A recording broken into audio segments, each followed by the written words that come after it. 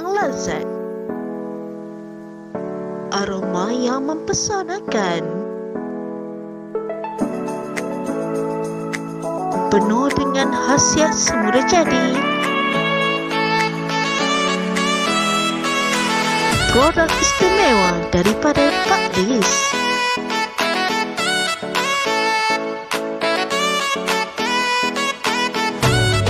Pak Lis Coffee, dapatkan segera.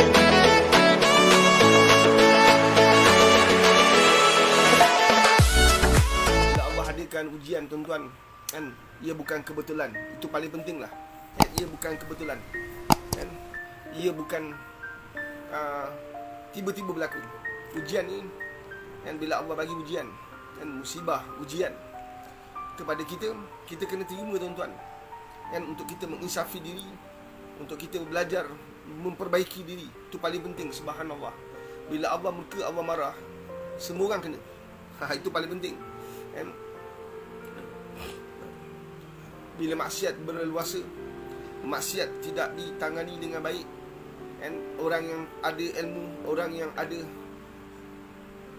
kuasa tak bertindak di atas tersebarnya maksiat, ini semualah, maka ujian, musibah datang.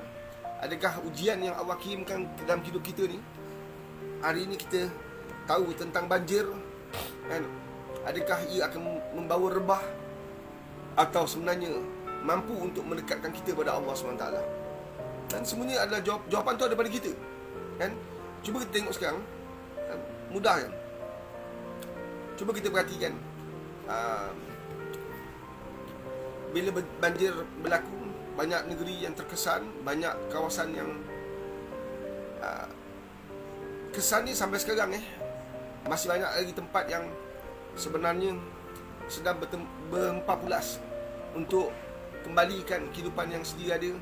Rumah hancur, rumah ranap, kemudahan habis. Subhanallah, nak kembalikan bukan mudah. Tapi cuba kita perhatikan kehidupan kita pada saat ini.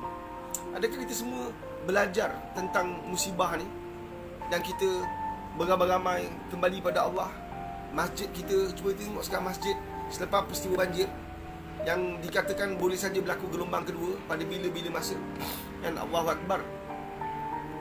Adakah masjid kita sedang dipenuhi oleh orang, oleh masyarakat, oleh umat, oleh orang ramai, kesan daripada banjir?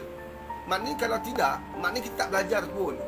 Ujian sebesar banjir tu, yang telah mengorbankan nyawa, telah meranapkan harta benda, sebenarnya tidak memberi impak besar dalam kehidupan manusia. Itu yang paling mengecewakan kalau itu sedang berlaku. Macam mana nak tengok masjidnya. Kita perhatikan, kita muhasabah diri kita sendiri, bagaimana amalan kita, sejauh mana amalan kita tadi ditingkatkan, dimantapkan, diperelokkan. Subhanallah. Atau amalan kita biasa je, kita masih lagi tertinggal, masih miss lagi untuk solat hajat, masih susah, masih liat, masih sukar nak bangun tengah malam. Quran bukan lagi, masih tidak kita masih lagi tak mesra dengan Al-Quran. Subhanallah. Allahu Akbar.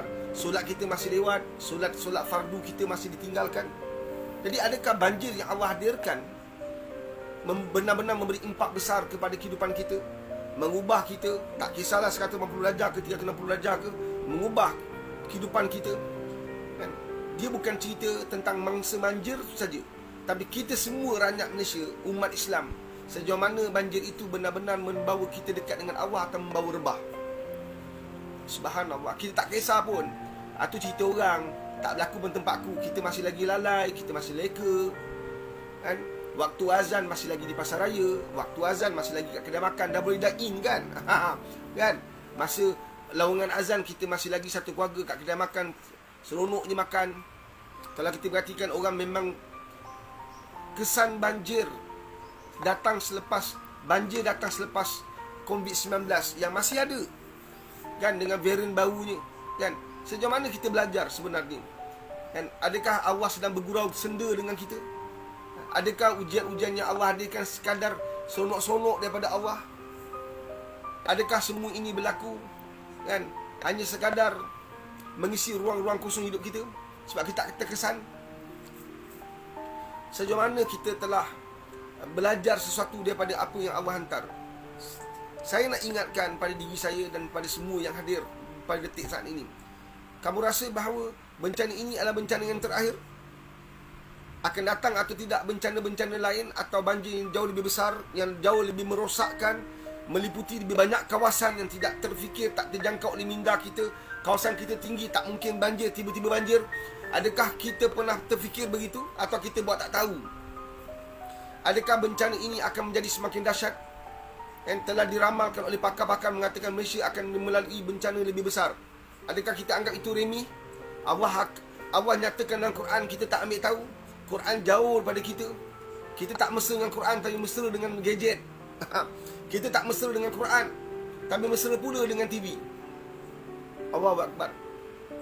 Allah nak selamatkan kita, maka turunnya Al-Quran untuk beri peringatan, memberi kabar gembira dan duka. Subhanallah. Suatu Nabi kata, siapa-siapa yang pegang dua perkara ini, kitab Allah wa sunnata Rasulillah, pegang Quran, pegang sunnah aku, maka tidak akan sesat.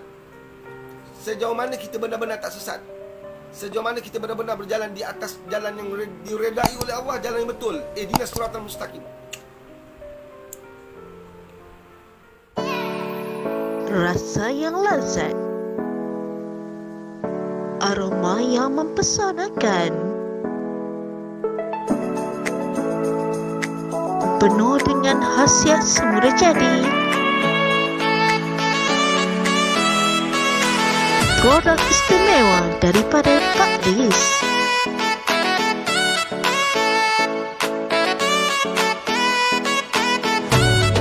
Pak Lis Coffee, dapatkan segera.